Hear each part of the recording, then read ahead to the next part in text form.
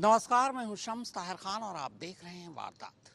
आज वारदात में मैं आपके सामने चंद तस्वीरों और एक सवाल के साथ आया हूं और चाहता हूं कि इन तस्वीरों को देखने के बाद आप इस सवाल का जवाब दें। आप खुद फैसला करें कि यह मौत किसकी है, उसकी जिसकी मौत हुई है, या फिर यह मौत सिस्टम की मौत है।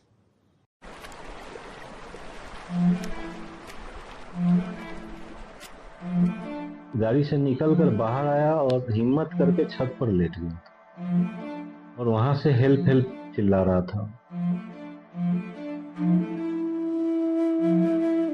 गाड़ी वहां पे जाके पड़ी है सीधी। गाड़ी जाने के बाद कम से कम लड़का 1.5 से 2 घंटा जीवित रहा है। मौके पे पुलिस भी थी, एसडीआरएफ भी थी और अग्नि विभाग वाले भी थे, फायर ब्रिगेड वाले भी थे। किसी ने उसकी मदद नहीं करी। बोल रहे थे ठंडा पानी है, हम नहीं जाएंगे अंदर, इसमें सरिया है अंदर, हम नहीं जाएंगे।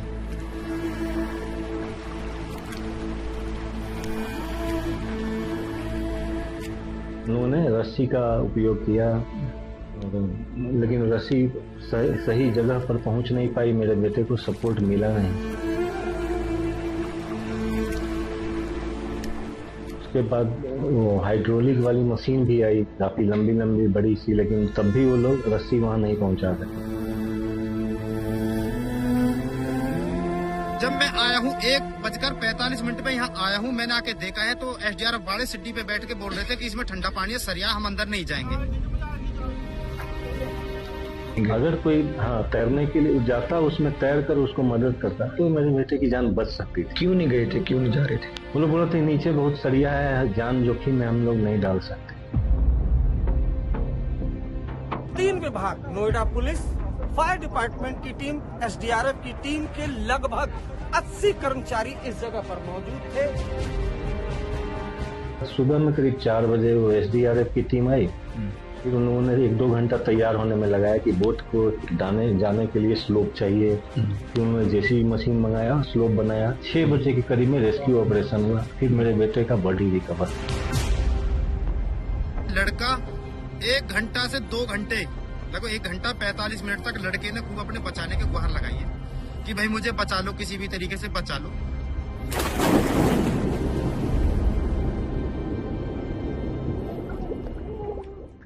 थाना नॉलेज पार्क अंतर्गत ये घटना बहुत दुखद घटना घटित हुई है। हम लोग उनके परिवार के साथ खड़े हैं। ये नोएडा के उसी इलाके के डीसीपी राजीव मिश्रा हैं, जिनके इलाके में एक नौजवान सपना डूब गया। बिल्कुल सही कहा डीसीपी साहब ने कि हम लोग परिवार के साथ खड़े हैं। सचमुच डीसीपी साहब और उनकी पूरी पुलिस फोर्स उस नौजवान के परिवार और पिता के साथ खड़ी रही, लेकिन सिर्फ खड़ी रही, किसी तमाशबीन की तरह, किया कुछ नहीं। इनकी पुलिस के सामने वो नौजवान डूबता रहा, चीखता रहा, मदद मांगता रहा, गिड़गिड़ाता रहा, जान बचाने की मिन्नतें करता रहा। वो पेशे से सॉफ्टवेयर इंजीनियर था, पर ऐसा इंजीनियर भी नहीं जिसने कोई ऐसा सॉफ्टवेयर बना दिया हो जिसके बाद ठंडे पानी में किसी पुलिस वाले, किसी फायर ब्रिगेड के कर्मचारी या किसी एसडीआरएफ की टीम को ठंड न लगे।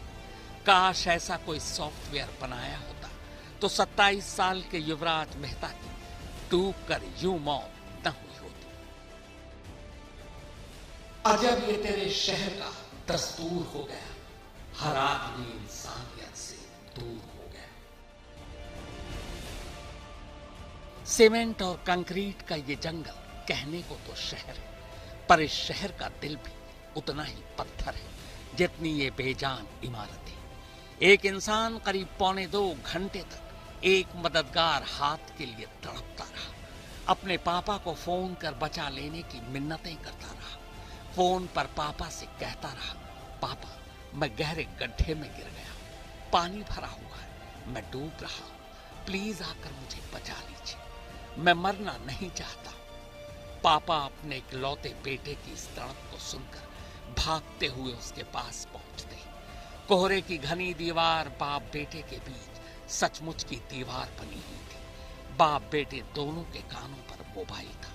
दोनों एक दूसरे की आवाज सुन रहे थे, पर घने कोहरे की वजह से एक दूसरे को देख नहीं पा रहे थे। फिर डूबते बेटे ने मोबाइल की लाइट जलाई ताकि दूर खड़े पापा को वो दिखाई दे सके। जब स्पॉट पर पहुंचा मैंने उसको फिर फोन किया, बेटे कहाँ हो, दिखाई नहीं पड़ रहा है। तब कोहरा इतना था कि दिखाई नहीं पड़ा। हाँ, तो फिर उसने अपना मोबाइल टॉर्च ऑन कर लिया और तब वहां से देखा एक हल्का सा लाइट वहां पर नजर आ रहा था। बेटा अपनी कार के साथ गहरे गड्ढे में था। गड्ढे में 7 फीट से ज्यादा पानी था। हर गुजरते लम्हे के साथ कार पानी में समाती जा रही थी। किसी तरह बेटा खुद को कार की सीट से उठाकर कार की छत तक ले आया। अब वो कार की छत पर पहुंचकर मदद मांग रहा था। तो गाड़ी की छत पर वो गाड़ी से निकलकर बाहर आया और हिम्मत करके छत पर लेट गया था और वहां से हेल्प हेल्प चिल्ला रहा था ताकि कोई राह चला भी कोई आदमी उसको हेल्प कर सके। मैं भी वहां पर पहुंचा। उसके बाद हम सहायता के लिए इधर उधर दौड़ने लगे, कोई मदद करे। रात का समय था, लोग भी काफी कम आवाज आई थी उस टाइम। फिर हमने 112 डायल किया और पुलिस की सहायता मांगी। बदहवास पिता तब तक पुलिस को फोन कर चुके थे। शायद 20-22 मिनट में पुलिस मौके पर भी पहुंच चुकी थी। घने कोहरे और कपकपाती ठंड के बीच सामने पानी में डूबती कार या कार पर सवार युवराज पुलिस वालों को दिखाई ही नहीं दे रहा था। वैसे भी मौके पर पहुंचते ही नोएडा पुलिस ने अपने हाथ खड़े कर लिए थे। अब अपनी जिम्मेदारी उन्होंने फायर ब्रिगेड और एसडीआरएफ को सौंप दी। वो दोनों भी मौके पर तो आए, पर आधी अधूरी तैयारी के साथ। युवराज या युवराज की कार तक पुलिस, फायर ब्रिगेड या एसडीआरएफ की टीम तो छोड़िए, उनकी रस्सी तक उस तक नहीं पहुंच पाई। पुलिस करीब 22 मिनट में पहुंच गई थी स्पॉट पर। फिर उन्होंने फायर ब्रिगेड को फोन किया, एनडीआरएफ और एसडीआरएफ को फोन किया। तो फायर ब्रिगेड की टीम पहले आई और उन्होंने रेस्क्यू के नाम पर बस केवल लिमिटेड ही उपाय यूज किया। वहां पे उन्होंने रस्सी का उपयोग किया लेकिन रस्सी सही जगह पर पहुंच नहीं पाई। मेरे बेटे को सपोर्ट मिला नहीं।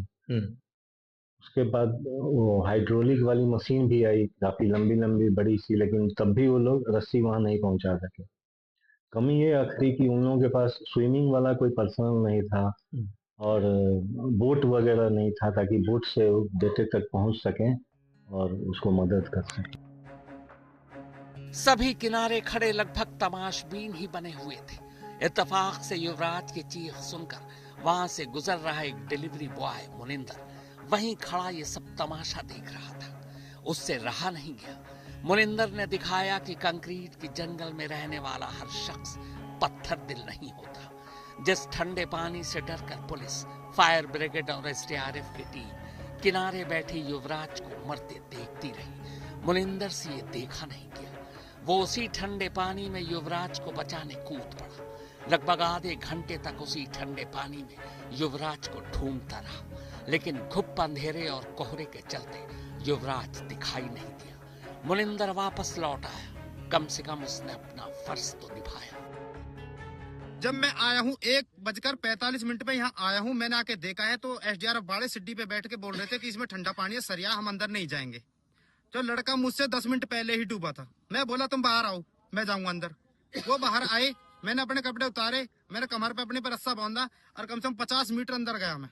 और कम से कम 30 मिनट मैंने वो लड़का ढूंढा अंदर इस पानी में। रात 1:45 बजे 30 मिनट तक मैंने वो लड़का ढूंढा। ना तो मुझे गाड़ी मिली, नहीं मुझे लड़का मिला। फिर ढूंढने के बाद मैं आ गया और आपने उसके बाद 5:30 बजे मैं यहाँ से गया हूँ। 5:30 बजे तक ना ही तो लड़का निकला था, ना ही गाड़ी निकली थी। रात लगभग 12 बजे युवराज पानी से भरे इस गड्ढे में अपनी कार समेत डूबा होगा।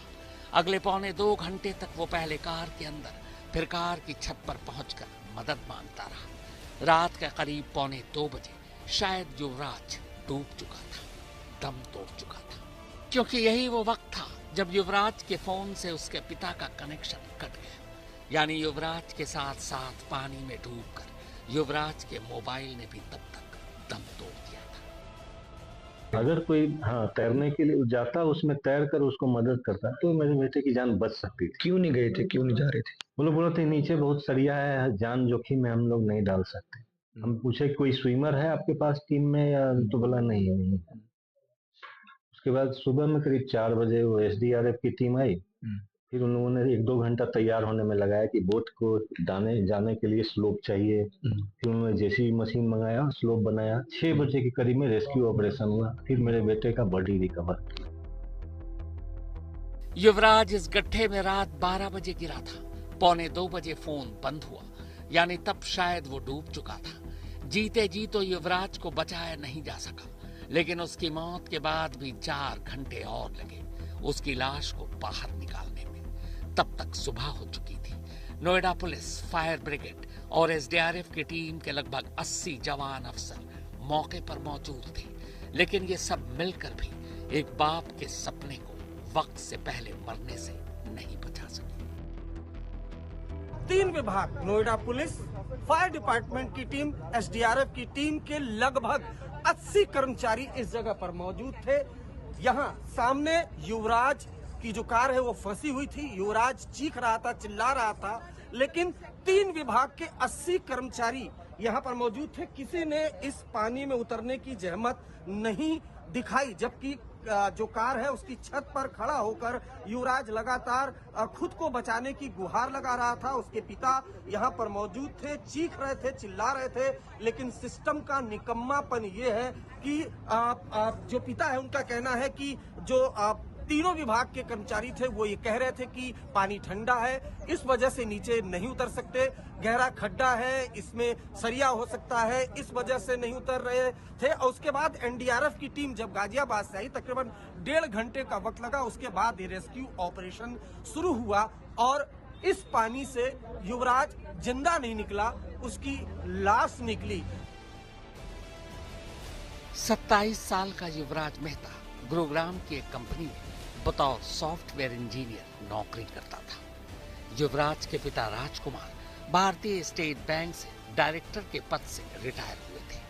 कुछ साल पहले ही उनकी पत्नी की मौत हो गई थी। घर में अब सिर्फ युवराज और उसकी एक बहन थी। युवराज की बहन की शादी हो चुकी है और इस वक्त वो इंग्लैंड में रह रही है। युवराज अपने पिता के साथ नोएडा के सेक्टर 150 की एक सोसाइटी में रह रहा था। 17 जनवरी को यानी शनिवार की रात युवराज गुरुग्राम से नोएडा अपने घर लौट रहा था। रात कोहरा काफी घना था। घर से बस कुछ ही पहले नोएडा सेक्टर 150 मोड़ पर एक तेज यूटर्न है और सामने एक डिवाइडर और उसके ठीक पीछे एक खुली जगह जहां पानी भरा हुआ है। घने कोहरे की वजह से युवराज को यूटर्न दिखा ही नहीं दिया और वो यूटर्न लेने की बजाय कार सीधे ले गया। कार सामने दीवार से टकराई और इस नाले को पार करते हुए पानी से भरे गहरे गड्ढे में जा गिरी। ये जो सड़क आ रही है और ये बिल्कुल यहाँ पर आके सड़क जो जहाँ पे गड्ढा शुरू होता है, जहाँ पे ये नाला है और गड्ढा शुरू होता है और यहाँ पे अगर खत्म हो जाती है तो जाहिर सी बात है ये ऐसी जगह पर प्राधिकरण को रिफ्लेक्टर लगाने चाहिए थे, एरो लगाने चाहिए थे कि ये रोड यहाँ पे खत्म है और आप इस तरफ जा सकते हैं। लेकिन जब ये पूरा वाकया हो गया उसके बाद से प्रशासन की तरफ से देख सकते हैं किस तरीके से बैरिकेड्स लगाए गए हैं। तब रात के करीब 12 बजे थे। पूरा गड्ढा कोहरे से ढका हुआ था। युवराज शायद तब ठीक था। पहले तो उसने मदद के लिए आवाज लगाई, फिर मोबाइल से अपने पापा राजकुमार को फोन किया। उसने बताया कि वो घर से बस कुछ ही पहले एक नाले में गिरा हुआ है। पिता ये सुनते ही अपने बेटे को बचाने घर से निकल पड़े। बेटे ने फोन किया कि 12 बजे मिडनाइट में कि पापा मैं नाले में गिर गया हूँ, मुझे बचाओ। इतना सुनते ही मैं दौड़ पड़ा, जिस हालत में था वैसे ही मैं दौड़ पड़ा उसको बचाने के लिए। और वहाँ बोला कि नाला के पास गिरे हैं, तो नाला खोजते हुए मैं करीब 12:40 तक वहाँ पहुँचा स्पॉट पर। इतनी लेट क्यों पहुंचे, तो पास ही था। मैं दूसरे सर्च करने में दूसरे नाले की तरफ चला गया था। फिर वहाँ से पूछने पर बेटे ने बताया कि नहीं, वो नाला नहीं, जो सोसाइटी के नजदीक वाला नाला है वहाँ पर आना है। तब मैं फिर वहाँ से जो भी उपलब्ध गाड़ी थी उसको पकड़ करके वहां पर। राजकुमार तब तक पुलिस को भी फोन कर चुके थे। उन्होंने 112 नंबर पर फोन मिलाया था। रात 12:25 पर थाने में सूचना भी दर्ज हो जाती है, लेकिन कॉल और सूचना मिलने के बाद भी पुलिस को मौके पर पहुंचने में 20 मिनट से ज्यादा का वक्त लगता है। जब पुलिस पहुंची तब भी युवराज जिंदा था, पर पुलिस को समझ ही नहीं आया कि वो क्या करे। इसके बाद पुलिस ने पहले फायर ब्रिगेड और फिर एसडीआरएफ को फोन कर मौके पर बुलाया। ये दोनों भी मौके पर आ जाते हैं। पहले युवराज तक रस्सी फेंकने की कोशिश करते हैं, पर रस्सी पहुंच ही नहीं पाती। एसडीआरएफ की टीम भी मौके पर थी, लेकिन उसे तैयारी करने में ही काफी वक्त लग जाता है, करीब 2 घंटे। युवराज को गड्ढे में गिरे तब तक 6 घंटे बीत चुके थे। अब सुबह के 6 बज चुके थे, तब तक बहुत देर हो चुकी थी। सुबह 6 बजे एसडीआरएफ को नाकामी में लिपटी कामयाबी मिलती है। युवराज पानी से बाहर आ चुका था, लेकिन बगैर जिंदगी के, बिना सांसों के। सिस्टम की नाकामी, बेबसी या वक्त पर काम ना आ पाना, जो भी कह लीजिए, युवराज को बचा न सकी और इस तरह वो मर गया।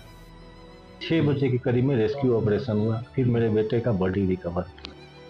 अरुण त्यागी के साथ अरविंद ओझा, नोएडा, आज तक। झांसी से एक अजीब वारदात सामने आई है। रेलवे से रिटायर्ड एक कर्मचारी जो पहले ही 2 शादियां कर चुका था, उसकी एक प्रेमिका भी थी। फिर एक दिन वो उसी प्रेमिका को मार डालता है।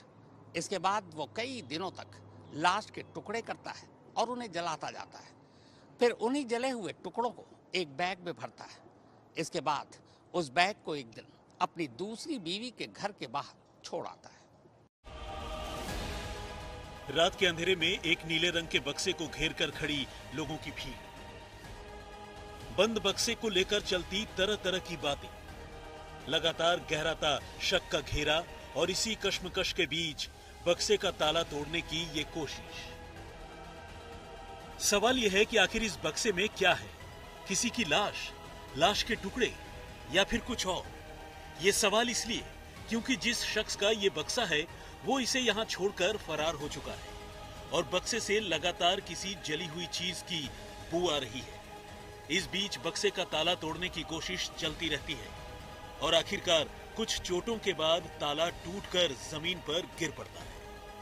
और फिर जैसे ही बक्से का मुंह खोला जाता है, अंदर का मंजर देखकर लोग ठिठक जाते हैं। असमंजस के हालात पैदा हो जाते हैं। असल में बक्से का मालिक अपने फरार होने से पहले इसमें घरेलू सामान होने की बात कह रहा था, लेकिन यहाँ तो बक्से में पानी में भीगे कोयले जैसी चीज, एक खाली प्लास्टिक की बाल्टी और कुछ बेहद गैर जरूरी चीजें पड़ी थी। लेकिन क्या ये कोयला वाकई कोयला था या फिर इंसानी हड्डियों के छोटे छोटे अधजले टुकड़े? दरअसल बक्से से बदबू तो कुछ ऐसी ही आ रही थी और बक्से के मालिक का गायब होना भी कुछ इसी ओर इशारा कर रहा था। तो ऐसे में पुलिस ने मामले की तफ्तीश चालू की और जल्द ही इस बक्से में कोयले की शक्ल में पड़े इन टुकड़ों का सच सामने आ गया। ये वाकई एक इंसान की लाश के टुकड़े थे। इस कहानी की शुरुआत हुई शनिवार की देर रात करीब 12 बजे के आसपास। शहर के फूटा चोपड़ा मोहल्ले का रहने वाला एक लड़का एक लोडर टेम्पो अपने साथ बुलाकर ले गया और पास के ही एक मकान से एक नीले रंग का बड़ा सा बक्सा उठाकर अपने घर तक लेकर आया। लेकिन पहली ही नजर में टेम्पो चालक और उसके सहयोगियों को उस बक्से को देखकर शक हो गया, क्योंकि एक तो बक्से से बदबू आ रही थी, ऊपर से उससे काले रंग का पानी भी लगातार टपक रहा था। ऐसे में ड्राइवर ने आसपास के लोगों और मीडिया कर्मियों को इसकी खबर दी। अब बक्से में रखे संदिग्ध अधजले इंसानी लाश के टुकड़ों की खबर झांसी पुलिस तक भी पहुंची और सीपरी बाजार थाने की पुलिस मौके वारदात पर आ गई और इसी के साथ बक्सा छोड़कर भागने वाले शख्स की पहचान भी साफ हुई। यह 64 साल का रिटायर्ड रेल कर्मी राम सिंह परिहार उर्फ ब्रिजभान था, जो इन दिनों ब्रह्मनगर इलाके में किराए के मकान में रहता था और फूटा चोपड़ा मोहल्ले में जहां पर इस बक्से को छोड़ा गया वो राम सिंह परिहार की दूसरी पत्नी गीता रायकवार का मकान था और वो इन दिनों तीसरी महिला के साथ लिव इन में रहता था और इस वारदात के समय से ही वो तीसरी महिला रहस्यमयी तरीके से गायब थी।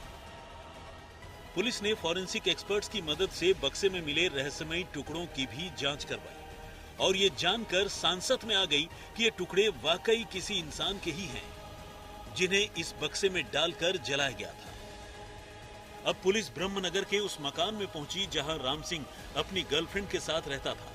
पुलिस को यहां एक नीले रंग का ड्रम, लकड़ियां, कोयले और बोरे की सूरत में कत्ल के बाद लाश जलाए जाने के कई सबूत मिले। असल में राम सिंह की जिंदगी में उससे आधी उम्र की इस महिला को आए हुए अभी 10 साल हो चुके थे। दोनों लिव इन में साथ साथ रहते थे। राम सिंह ने उसे कथित तौर पर 20 लाख रुपए भी दिए थे और इतना होने के बावजूद प्रीति अब किसी और शख्स से भी फोन पर बात करने लगी थी, जिससे ऊबकर राम सिंह ने उसके कत्ल की साजिश रच ली। उसने साजिश के तहत पहले ब्रह्मनगर में करीब 20 रोज पहले एक मकान किराए पर लिया और 8 जनवरी की रात को पहले प्रीति को शराब पिलाई और फिर कुल्हाड़ी से वार कर उसकी जान ले ली। हालांकि रातों रात लाश को ठिकाने लगाना मुमकिन नहीं था, इसलिए वो पहले 2 दिनों तक प्रीति की लाश के साथ ही रहा, उसी के साथ सोता रहा।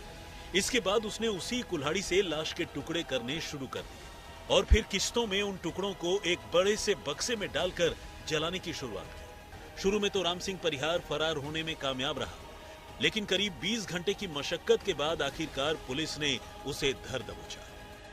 प्रमोद कुमार गौतम, झांसी, आज तक। तो वारदात में फिलहाल इतना ही, मगर देश और दुनिया की बाकी खबरों के लिए आप देखते रहिए आज तक।